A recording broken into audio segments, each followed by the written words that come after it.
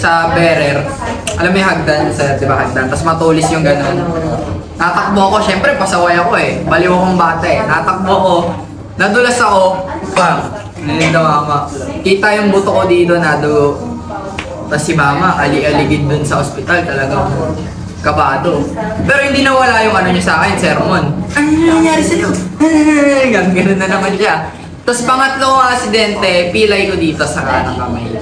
Kasi sobrang baliw akong bata. Alam mo yung ring, di ba sir? May ring. Tapos tinapon ko yung panyo ko doon. Ngayon hindi ko na makuha. Nagpatong-patong ako ng monoblock na upuan. Tapos tinalon ko. Pag talon ko sa ring, matalbog yung ring. Pag ano, nabitawan ko yung kapit ko, ito yung unang bumagsak. Tapos ang maganda doon, pauwi ako ng bahay. Pagdating ko sa bahay, yung pilay ko nun, hindi siya mukhang pilay, mukhang normal lang siya. Umumbok lang yung dito ko. Hindi halata na wala akong pilay. Umuwi ako sa bahay. Hindi ko pa agad sinabi kay mama. Tapos umakyat ako sa taas, tinitignan ko, ang sakit, hindi ko talaga magalaw. Tapos nalaman niya lang nung kakain na. Kasi kanan ako sir eh. Tapos nagulat siya, kumakain ako, kaliwa yung gamit ko. Sabi, bakit kaliwa ako kumain, ha? Ano nangyari siya? Wala. Tapos paiyak na ako nun. Siyempre natatakot ako eh. Aksidente na naman ako eh. Pagkuha niya ng kamay ko, ano yun? Hinilot niya agad ako. Ewan ko ba kung effective yung ginagawa sa akin, yung mga dahon-dahon. Siyempre, laking probinsya si mama eh. Bisaya kasi kami sir eh. Siyempre sa probinsya, madaming mga sabi-sabi, ganun-ganun. Kung ano-ano pang kemerut. Naglagay siya ng mga dahon sa akin, binabulutan niya ako ng dahon. Tapos minamasahe niya ako. Tapos talagang hindi na gumaling. Hanggang sa nagpa-check up kami, ayun, nilagyan ng bandage. Nung sa x-ray, lumabas, balik. Ganyan yung pagkabalik. Tapos nung na-bandage siya, 16,000 yung pasimento. Ngayon, bumiyahe kami ni mama sa Bulacan. Doon kami nagpasimento sa public. Nagpasimento kami, 600 lang na gastos. At ang magandang story dyan, sir, di ba 1 month yun sa simento? Sa simento, nabibisaya na ako. Nabibisaya na ako, di ba? Nagpasimento kami. 1 month bago tanggalin. 20 days pa lang yung simento ko sa kamay, nakuha ko dun sa Magkaibang Mundo. Lead role ako na Batang Elfino, ako yung Batang Duwende sa Magkaibang Mundo. Tapos kailangan na mag-shoot agad. Hindi pa magaling yung kanang kamay ko, tinanggal na namin yung simento. Pagtanggal ng simento, hirap na hirap ako. Tapos meron akong isang scene sa Magkaibang Mundo na kailangan kong gumakang. Parang susuot ako doon, tapos gagapang ako. Hindi ko pa pwedeng malagyan ng pressure yung kamay ko kasi hindi pa fully healed. Feeling ko hanggang ngayon hindi pa to fully healed eh. Parang lumaki na lang yung mga bones ko, tapos muscle, nag-matured na lang, kaya nagagalaw ko ng maayos. Kasi ano eh, siguro nag-adjust na. Pero nung pinasemento namin, tinignan sa x-ray, naging crack na lang siya. Nagkabit pa. Pero yun, 20 days, syempre dapat 30 days yun eh. 1 month nga kasi bago tanggalin. Kulang pa ako ng 10 days, tinanggal na. Tapos may scene ako sa Magkaibang Mundo, yun nga, nagagapang ako. Naisip ko na paano ko gagawin. Siyempre, pag dapa ako, una step ko, bumibigay. Ngayon, nagalit yung director. Galit sa akin, ano ba yan? Hindi mo ba kaya gawin yan? Papalitan ka namin yan. Naiiyak ako naiiyak ako sa scene. Siyempre, pressure yun eh. Tapos, punas ako, retake. Nang ilang take, talagang puro, hindi mo kaya, isa pa, pag nagkamali ka. Hanggang sa nasanay ako na natiis ko. Pero yung itsura ko talagang pilit na pilit. Tapos hanggang pagtapos ng scene, cut! Tapos din tayo. Ano mo, nangyari sa'yo, ganun. Gusto mo palitan na kita ngayon, ha? Nakaganyan lang ako sa director mo. Tapos natuloy luha ako. Tapos yun, hanggang sa naging okay naman. Pero wala to, okay na to. So yun lang, yun yung magandang... Madami din ako naging memories talaga. Sa sobrang kupal kong bata, madami akong sakit sa katawan. Puro peklat ako sa katawan talaga. Madami akong peklat sir, kasi talagang akong bata. Pasaway talaga. Tapos dati, lalo na dati, lalapitin talaga ako sa disgrasya. Sobra nalapitin ko sa disgrasya. Kaya yun yung siguro kinakabahan sa akin ni mama kasi nga, lalapitin ka sa disgrasya tapos magagala ka, gano'n. Lalo na nauso yung yung kidnapan dati, di ba may balita dati na? Yung puting ban. Yung puting ban, kidnap, gano'n. nasa galaan ako, magsisend sa akin sa messenger. Uy, dyan po, umuwi ka na. Gantong van, ingatan mo yun ha, huwag kang mag-ano dyan ha. Pag may nakita kang van, tumakbo ka na agad. Ganun din ako, ganun niya ako kalab. Kaya naiintindihan ko naman. Tapos, sobrang word siya sa akin, pati yung mga kaibigan ko. Kasi yung mga kaibigan ko, hindi naman talaga katiwa-tiwala yung mukha eh. Kaya talaga, pag nakikita ni mama, sabi niya, ano, nag-aalig ka na ano? Ano, saan ka na pupunta ha? Mga ano-ano na ginagawa mo. Baka nagbibisyo ka na dyan, ganyan. Hindi. Ba't ka kasi ganyan ma? Eh, judge rin si mama eh. Siyempre nga, galing probinsya eh. Nasanay sa probinsya. Ano siya lagi siya, iniisip niya ko lang. Iniintindihan ko na yun ngayon. Kaya sabi niya sa akin, baka addict na sinasamahan mo ha, kung ano-ano. Ang payat mo, nag-addict ka no. Ganun ako nun, pag uuwi ako, tapos payat na payat ako. Makikita niya sa mata ko minsan madilaw, tapos parang puyat na puyat ako. Ano, saan ka galing? Nag-addict ka no, yung mga tropa mo na kasi yan eh. Baka niyayaya ka sa ano niyan ha, nag-ay ko. Pag nalaman ko talaga, ganun si mama sa akin. Lang naman, dami pang kwento sa buhay ko. Talagang kalahati naman na tayo. Gusto lang inumin. May na. So yun nga guys, maraming salamat kay ano. Marami pa akong gustong tanungin sana sa'yo, pero syempre, hindi na ba na yes. Pero grabe, ganun pala kadami yung pwede mong pagdaanan. Talagang bata pa lang ako. Bata pa lang ako, sir, na mulat na talaga ako sa buhay. Simula, siguro nung 6 years old ako, hindi pa nagsisink in sa akin. Pero ngayon, doon ko na-realize na bata pa lang ako, subok na ako sa gera, parang ganun ba. Na kaya, hindi ako nakakamba sa sarili ko na malamangan ako ng iba eh. Parang naisip ko ba, kaya pa nila yung ginawa ko nung bata ako. Nung bata ba sila, nung pag ginagawa nila, tablet lang, laro, ganun. Kaya parang ano na sa akin, yung ego na gano'n na hindi nyo mababago sa akin. Tawagin nyo na ang mayabang pero sa pagsubok ng buhay, talagang subok na ako. Subok na. Kaya sanay na sa pagod, wala nang reklamo. Tsaka nag-matured na to the point na dati mahilig ako sa gulo, sir. Kasi nga laking Cavite ako eh. Sa Bacoor, sa Molino. Uso pa yun dati na mahilig, puro gulo, puro suntukan, gano'n. Eh maganda naman kasi dati sa suntukan, pag may kaaway ka, talagang suntukan lang. Oo, walang mga... Hindi gaya ngayon na unot, diba? Kaya ngayon, umiwas na ako kasi iniisip ko din kung anong pwede mangyari. Mahirap na. Tawagin nyo man akong duwag guys, pero wala eh. Mahirap na yung pumalag ka tapos, di ba? Hindi mo alam sino yung kaaway mo. Hanggang kaya ng pasensya ko magpasensya, magpakumbaba ka na lang. Tsaka, dami na kayabakan sa akin. Dami nga angasan. Wala eh. Basta ko yun eh.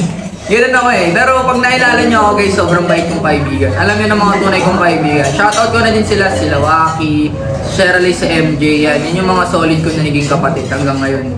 Kaya kontayin nyo sa akin, mayabang, yun lang yung forma ko. Kumbaga, yun yung ugali ko kapag hindi mo ako nakilala. Talagang hindi na mawawala yun eh, kahit sino naman sa atin, di ba sir? Kahit ikaw, may kanya-kanya tayong yabang, di ba? Lalo ka na sir, di ba? May pagmamayabang ka talaga eh. Ako, mayabang na talaga ako, pero hindi ako yung mayabang na nagda-downgrade ng iba. Na gaya ng, ano yun, naka-iPhone ano ka lang? Yung sapatos mo, peke naman yan eh. Hindi ako ganun. Talagang pag may napansin ka sa akin, yun na yun. Pang-akin lang yung yabang ko. Hindi yung yabang na kailangan mong mamuli ng iba, mamanlit ng iba. Yun lang yung sa akin, pansarili lang. Pero pag nakilala nyo ako, promise, para akong angel. Sobra. Amen. Yayayain mo ako mag-inom. Aabutan kita ng Bible verse pag inabutan mo ako ng shot. Aabutan mo ako ng shot, sir. Maglalabas ako ng Bible verse para sa'yo. Bibigyan mo ako ng Yossi, magsasalita ako ng mga Bible verse para sa'yo. Kapatid, masama yung kapatid. Hindi ako nagaganyan kapatid. Paano pag babe? Paano pag babe? Okay lang yan kapatid. Nagaganyan naman ako. Okay lang yan. Pero yun lang, diba? Masaya din naman yung childhood ko, although mahirap. Pero wala talaga akong childhood na yung nadadapa sa mga putikan, yung habol-habolan na, yung talagang ginagawa ng mismong bata dati. Naglalaro talaga ako. Ako talagang kulong ako sa bahay. Kulong sa bahay, ang labas ko lang pag may audition, ganyan. Yun lang yung labas ko dati, yun lang gawa ko dati. Pero hindi ako naging iPad kid. hindi ako naging nerd. Kahit bahay lang ako, hindi ako naging nerd. Yun yung ano sa akin eh, doon ako parang, ang galing no. Kahit bata ako, sa bahay lang ako, hindi ako naging kagaya ng iba na naging nerd or yung talagang walang alam sa buhay. Pero may mga ganun talaga, kaya wala eh, hindi mo kailangan i-bash yung mga ganun. Hindi mo kailangan bulihin yung mga ganun. Kasi may ganyan tayong buhay, may ganyan tayong problema. It's your choice. Tsaka huwag lang mahalaga basta wala kang matapakan tao. Diba? Gawin mo lang yung gawin gusto mo. Lalo na yung iba, diba, na nakikringe sa mga ganitong content, sa mga talents mo sir, yung iba, diba, madaming bashers, nakikringe. May ganyan din sa amin, pero wala. Di mo kailangan pansinin kasi sila, dito yan sila eh. Dito lang yan sila. Isipin lang nila yung parang naiingit sila kaya nila ginagawa. Diba? Dapat huwag niyong pakialaman yung mga ganun. Tsaka may technique ako dyan sir, pag may mga basher ako na talagang binubus yung pagbabasyahin. Pinapansin, para lalo silang mapikon. Tsaka yung basher sir, yan yung dagdag ano eh. Dagdag pera yun. Yes, tama. So totoo lang, bash kayo ng bash, madami kami pera na makukuha. Legit. Yun lang yung totoo. Kahit magalit kayo ngayon, yun yung totoo. Kaya kahit anong pangbabash nyo sa amin, gawin nyo kami ng issue. Sige, di ba? Mas lalo pa kami mahilala. Tsaka lagi yung tandaan guys, hindi lahat ng bading na manager ay binabading yung kanilang talent. Okay? Lagi nyo yung tatandaan. Lalo na sa mga edad ko dyan, sa mga nakakanood. Sa alam ko na mga gangsta na iba dyan ng mga tropa, sa mga alam mo yun, laking kalye ng mga tao, hindi po lahat ng bading na manager ay binabading yung mga talents nila. Yung iba talagang manager gusto lang tumulong ng mga bata sa magandang paraan, di ba? Yun lang naman yun eh. Kahit naman sa mga ibang manager na napuntahan eh. Oo, yung ibang manager na puntahan ko talagang nanghihingi ng kapalit na alam mo na, di ba? Pero choice mo pa rin siya. Choice. Pero ngayon naman, napunta ko sa manager na walang ganun. Walang cut sa TF, wala lahat. Walang content lang talaga. Kaya yun yung lagi nyo tandaan guys. Sa lahat ng tao dyan, hindi lahat ng bading na manager ay binabading yung kanilang talent. Okay? Hindi lahat ng mga bata na gusto sumikat ay namamakla or dumadaan sa pagbabading. Okay, yun yung tatak nyo sa isip nyo. Hindi lahat ng bading na manager kailangan mambading or kailangan nilang anuhin yung talent nila. Meron lang din talagang mga manager na gusto lang tumulong. Gaya ni Sergio. Tinutulungan niya lang yung mga talents niya na sumikat. Kasi yung Reload 5.5, gusto lang din nilang magkaroon ng name. Yes. Gusto lang nilang ma-expose, diba? Gusto lang nila mapakita yung talent nila, yung looks, lahat. Kaya nga nagbablog sila para makilala nyo din sila at si Sergio. Ayun yung maganda sa management. Tsaka yun yung pinatatandaan nyo guys. Hindi basta bading, babaklayin yung mga talent, okay? Walang ganun. Although may ganun, pero wag nyo lahatin. Wag nyo lahatin. Yung iba talaga, yung ibang bading dyan guys, mas lalaki pa sa inyo. Baka nga sister, mas lalaki pa sa akin yan eh, sa totoo lang. Kaya wag nyong anuhin yung mga ibang bading, di ba? Pag binanatan ka ng bading, doon nga magwala, pag binanatan ka na bading. Kaya wag nyong akapin yung mga bading guys. At para sa lahat dito sa mga LGBTQ, plus Q pa yun, di ba? Yan, dapat pantay-pantay lang tayo. Kasi sa panahon ngayon, wala nang 2 genders. Lahat ng gender nagmamatay. Kaya huwag nyo nang pakialaman yung buhay nila. Support lang. Wala naman yun eh. Hindi ka angat sa buhay pag humihila ka ng pababa na. Diba? Pag nanghihila ka pababa. Kaya yun ang masasabi ko. Kasi lalo na sa akin sir, may kamag-anak akong bading tsaka tomboy. Yung tita ko, yung anak niyang dalawa, babae, lalaki, nagpalit ng gender. Nagpalit sila ng gender. Ngayon, nag-aasaran sila lagi pag may okasyon kami. O, sino unang magbibigay ng apos na namin? Eh, syempre, yung bading, ayaw. Yung tomboy, sige ako, gagawa ko na rin. Ganun lang yun. Kaya, tsaka, mas masaya pa sila kasama, guys. Kumbaga, masaya na may kasama kang, gay or lesbian. Kasi iba din yung bonding. Kumbaga, iba yung vibes.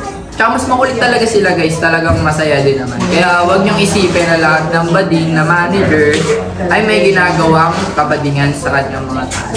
Yun lang. Sana maintindihan niyo yun kasi iba na yung mundo ngayon eh. Yun na yung isip ng mga tao ngayon. Lagi nilang inaano na isang bata na naman ang nakalis sa kahirapan. Di ba may mga ganun sir? Kaya huwag niyo lahatin. Lalo na kay sir, pati sa Rancaw, si Sir Ronald. Huwag niyong gano'n eh. Hello sa mga bashers namin. Sa lahat na nakikita nyo sa video, content lang yun. Content lang yun. Huwag nyo seryosohin. Diba? Huwag masyadong seryoso sa buhay. Kailangan enjoy lang. Kaya sabi nga ni yung last episode, episode 3, yung pinakamasungit na tindera, para sa mga bashers, huwag mong hayaan na pasukin nila yung buhay mo. Deadmahin mo lang, sabi niya. Naalala mo yung sabi ni Bernie. Deadmahin mo lang.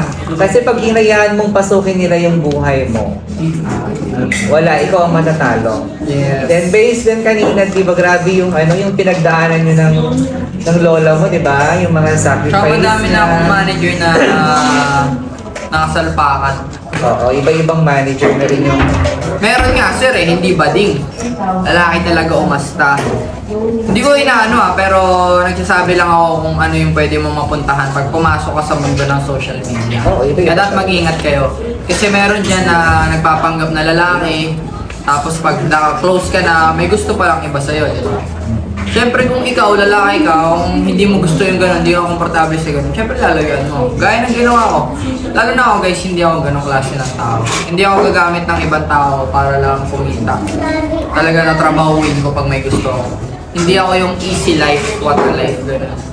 Talagang sipag tayo kung may gusto kayong bagay. Yung iba siguro nagsisipag sa ganung paraan, pero wala na tayo doon kung ganun talaga yung gawain. So respect each other na lang. Intindihin na lang natin isa't isa. Respeto lang, di ba? Respeto lang maganda. Minsan kasi yung iba, kung sino pa yung hindi nakakakilala, sila pa yung mas maraming comment sa tao, tama? Mas maraming sinasabi. Yes. Pag tinanong mo kung kilala mo, hindi. Pero, Nanguhusga sila bali sa napapanood nila. Yes, sa nakikita or what. Pero sa totoong buhay, hindi nila kilala yung tao. Hindi mo alam kaya nagaganon yung ibang tao na pumapasok sa ganyang business, yung parang namamakla, gano'n. Hindi mo alam na may binubuhay na pamilya, may pangangailangan talaga. Talagang hindi kaya ng buhay, gano'n. Kaya respeto na lang tayo sa isa't isa.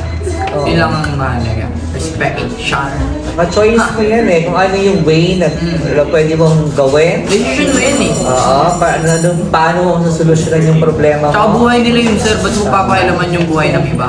Diba? Hindi mo yung buhay mo. Kung mahirap ka na, ba't ka pa makikialam ng buhay ng iba kung wala kang pangkain, di ba? Wala kang pambili ng boxer mo, problemahin mo pa yung buhay ng iba. Siyempre, di ba, isipin mo yung buhay mo, sarili mo isipin mo. Kung paano ka uusad sa buhay. Paano ka sasabay, paano ka sasabak sa gera. Paano ka, alam mo yun, ano ang dapat mong dalhin pag papasok ka sa gera. Kung anong right mindset, yun lang. Malalaman naman ng iba yan. Siguro yung ibang bashers dyan, titiklop din yan sa uli. Yung ibang bashers kasi talagang, yung isip na talagang pambabash eh. Pero meron namang ibang bashers na nagbago. Gaya ni ni Kuya Makagago. Diba? Si Makagago dati, puro diss. Grabe siya man diss kung ano-ano. Ngayon, tignan mo yung buhay niya ngayon, payapa na lang.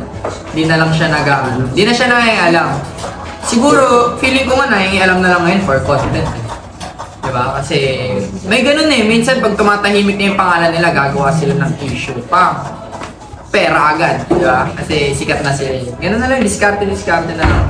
Talagang diskarte pa rin na mag-aangat sa buhay. Pero kailangan mo ng may kasamang aral. Kasi madiskarte ka nga, pero wala ka namang alam. Diba?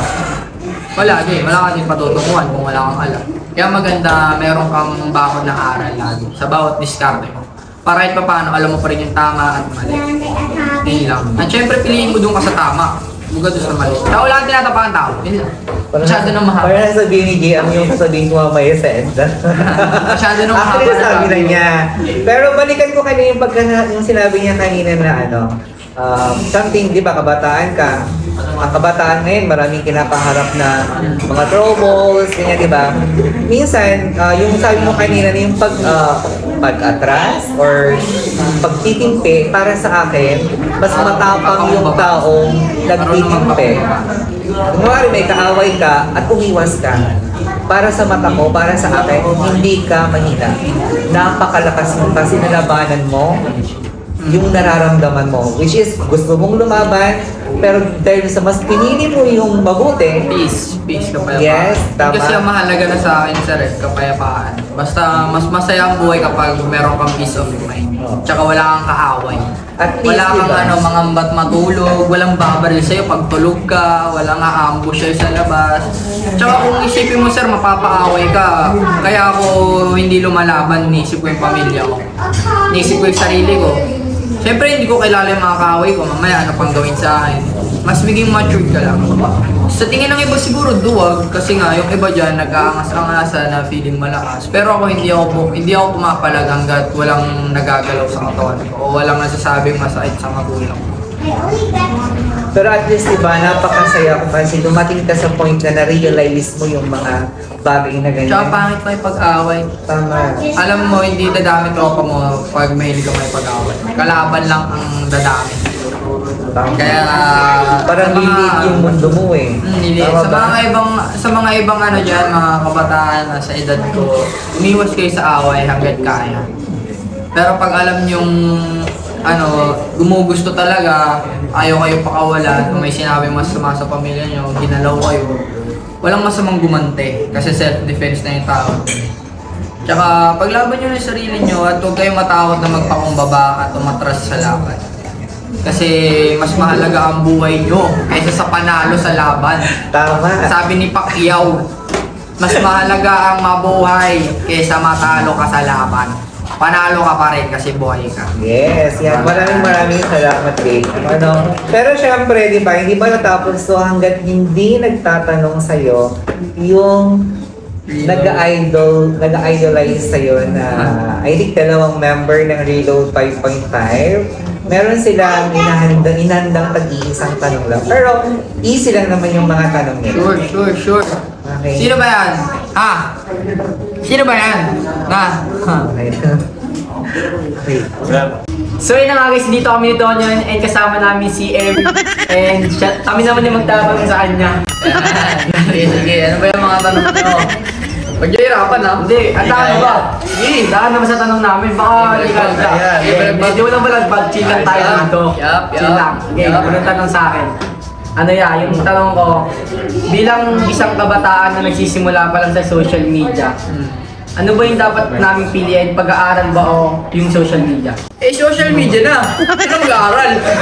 Nagsisimula ka na pala. Nakakasira ng ano. Nakakilala ko yun Nakakasira na Nagsisimula ka na pala. Nagsisimula na pala kayo eh. Siyempre may nagsimula na kayo. Tayo mag-aaral, di ba? Hindi, joke lang. Hindi, para sa akin, wala kayong dapat unahin. Kailangan nyo pagsabayin. Kasi kung isipin nyo kung ako nga kinaya ko ng papagsabay, ano pa kaya kayo, di ba? Nagsisimula pa lang, hindi pa naman ganun kahirap yung mga ginagawa nyo. At nag-hit na din naman yung mga videos nyo eh, kaya pagpatuloy nyo lang. Tsaka sipagan nyo lang talaga. Talagang sipag lang. Kung kaya nyo minuto kayo mag-post, gawin nyo. Ako ganun ginagawa ko, minuto ka ng post. Tayo pag-aaral, nandiyan lang naman yan, madali lang din yan, kaya kaya niyo mapagsabayan. Naniniwala ko sa inyo, syempre. Time management lang, no? Yeah. Time management, yun, pagsabayin nyo. Mag-aaral ka sa umaga, TikTok ka sa gabi, di ba? Gusto mo, TikTok ka magdamag, tapos kinabukasan ka na pumasok, di ba? Kung tinatamad ka na pumasok, magka-cutting ka, TikTok ka muna. Hindi, pero pagsabay pa rin. Bawag mo akong bad influence eh. Kaya, kunwari lang na pagsasabayin nyo. Pero yun, pagsabayin nyo. Ano, sunod? Ikaw. Pwede ka na. Sige. Hindi nga. Oo, chinito din to eh, no? Ano to, sa mga naging GM, sino na yung Sa mga eh, no? Parang kilala eh, no? Meron guys. Diretsuhan agad tayo, syempre mahal ko yung tao eh. Magdadalawang taon na kami ni Chiska. Tatago ko na lang siya sa pangalang Chiska. Kasi yun yung ano ko sa kanya eh. Palayo ko sa kanya, Chiska. So shoutout sa kanya, kilala niya ako sino. At sana mong patawan niya ako. Yan, syempre, yun, tawagin nyo natin siya yung Chiska. Alam ko rin, napapanood niya rin siguro sa TikTok yun kasi meron kaming account sa TikTok. Chiska and Ponpon. Yun. So, follow na lang din kayo dun guys and supportahan nyo kami kasi kami nang papalit sa kanya. Pero hindi ko siya loloko. Langit lang. Joke lang. So yun. Pero yun nga, hindi ko siya loloko eh. Gaya ng aso ni Daniel na si Sama. Next question na. Next question na, baka marami kayong malaman sa amin eh. Basta yun guys, mayroon ako. Lagi naman ako seryoso at yun ako, magdadalawang taon na kami. Ganun ako serious. So yun guys, ako na mag-outro kasi makapalmukha ako eh.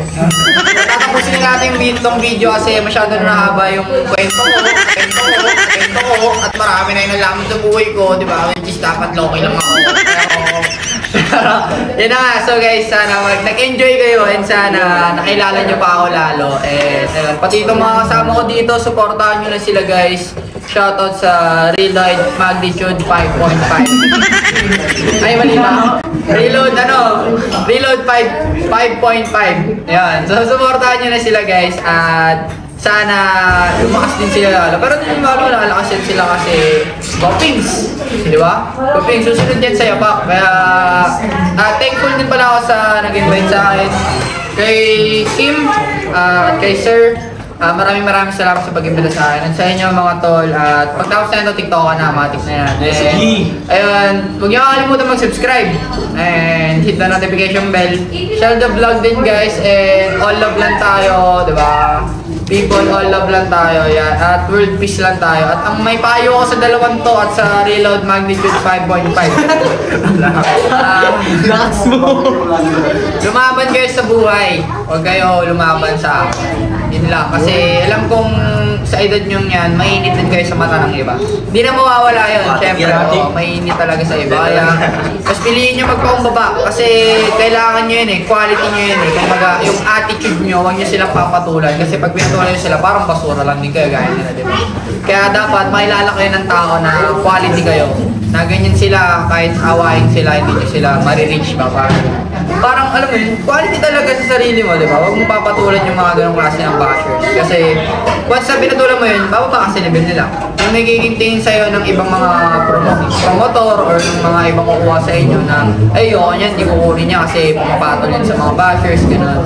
Kaya, tsaka, huwag kayong pumalag sa mga gano'n kasi mismong grupo niya lang din yung mapapahamak. Kumbaga papangit yung angle nyo, papangit yung pangalan ng grupo nyo sa iba. Yung image nyo masisira sa amin. Kumbaga syempre pag pinatulan nyo yun, makikita namin na ay ganyan na sila. Pumapatol sila sa mga bashes nila. Kaya yun yung payo ko sa inyong matindi. At lagi lang kayo mag-enjoy sa ginagawa nyo. At kalimutan nyo yung pag-aaral. Pagsabayin nyo yung pag-aaral. So yan guys, napahaba pa yung outro and tatapusin na namin to kasi mahaba na yung kwento ko. Sana nag-enjoy kayo. Subscribe na din kayo, share nyo yung vlog and see you guys soonest. Sana magkaroon ulit tayo na RD Talks. Angas! Gusto nyo ba ng trivia? Nagbigay muna ako ng trivia para malupit. Nagbigay muna tayo ng trivia para malupit. Pangalan nila guys, Reload 5.5, di ba? Walang magnitude baka magano kayo ng magnitude. Reload 5.5.